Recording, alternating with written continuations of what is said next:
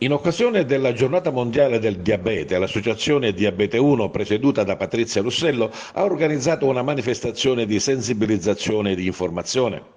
La Giornata Mondiale del Diabete cade il 14 novembre. La data è stata scelta in quanto celebra la nascita del fisiologo canadese Frederick Banting, che assieme al suo allievo Charles Best scoprì l'insulina nel 1921 e il cui risultato consentì, riguardo proprio al diabete, di passare da una malattia mortale a una malattia controllabile.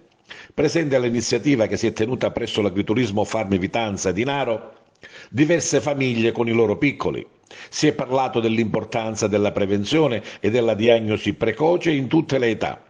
Ci sono delle misure preventive che sono molto efficaci, è stato detto, come adottare uno stile di vita sano, mantenere un peso corporeo equilibrato, assumere una dieta bilanciata e fare attività fisica regolare.